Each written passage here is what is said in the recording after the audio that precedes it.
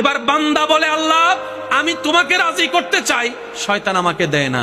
আমি তোমাকে রাজি করার জন্য নামাজ পড়তে চাই, সকালে ফজরের নামাজ পড়ার জন্য আমি মোবাইলে অ্যালার্ম দিয়ে রাখি, আর শয়তান এমন ভাবে আমাকে ভুলাই দেয়, ফুটবল খেলার জন্য আমাকে আধা ঘন্টা আগে ঘুম থেকে তুলে দেয়, কিন্তু ফজরের জন্য আমাকে সে উঠতে দেয় না, আমাকে উঠতে দেয় না। কথা বলেন ঠিক কিনা?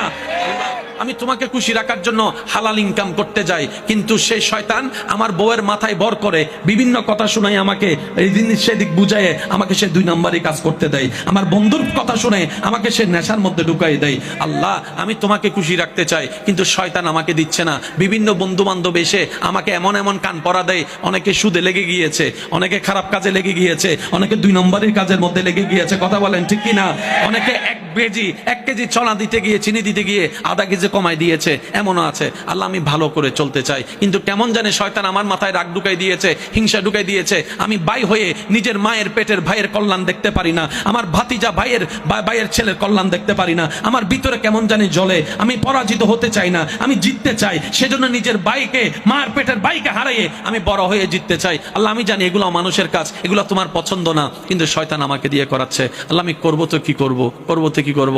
রব বলে যে আমাকে কি সত্যি তুই খুশি করতে চাস? আমরা বললাম আল্লাহ চেষ্টা তো করি তোমাকে খুশি করার, কারণ জমিনটা তোমার, তুমিই থাকতে দিয়েছো, দেহটা তোমার, তুমি আমাকে দান করেছো, চোখ দুইটা তো তোমার করা দান। সুবহান আল্লাহ।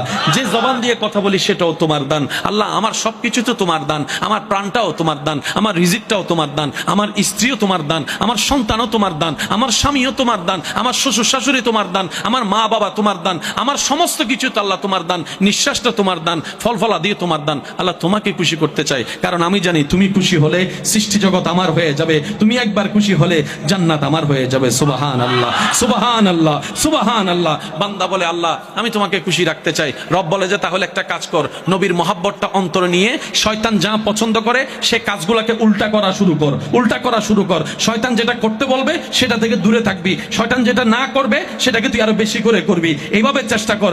আল্লাহ পাককে বান্দা বলে আল্লাহ আমি চেষ্টা করলেও কেমন জানি অনেক সময় পারি না।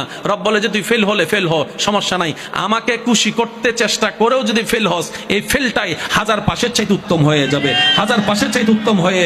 বান্দারে তুই তোর জায়গায় চেষ্টা কর, না পারলে আমাকে একবার ডাক দিবি। একটু সুবহানাল্লাহ জোরে বলি। বান্দা তোর চেষ্টা তুই কর শয়তানকে হারানোর, না পারলে আমাকে একবার ডাক দিবি। আল্লাহ কিভাবে ডাক দিব তোমাকে?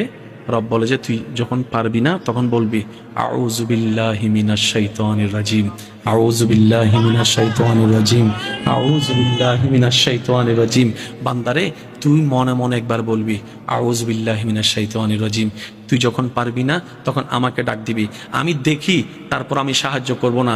কারণ কি জানিস, আমি প্রেমিক খুঁজতে চাচ্ছি যে 1000 শয়তান বাঁধা দেওয়ার পরও সমস্ত বাঁধা ফেলিয়ে দেওয়াল ডিঙ্গিয়ে কে আমাকে খুশি করতে আসে, আমি সে বান্দার চেহারা দেখতে চাই, আমি সে বান্দার চেহারা দেখতে চাই। সুতরাং আমি একটু অপেক্ষা করব তোদের প্রেমটা পরীক্ষা করার জন্য। আমি যখন দেখব কোনো বান্দা 1000 বান্দার পরও আমি আল্লাহকে খুশি করার জন্য এগোতে আছে, চেষ্টা করছে, সে যখন আউযু বিল্লাহি মিনাশ শাইতানির রাজিম বলে আমি রবকে ডাক দিবে, তখন আমি আল্লাহ কুদরতিভাবে ওই বান্দার চতুর্পাশে এমন রহমতের দেওয়াল তুলে দিব শয়তান আর ভিতরেও ঢুকতে পারবে না। বলেন সুবহানাল্লাহ।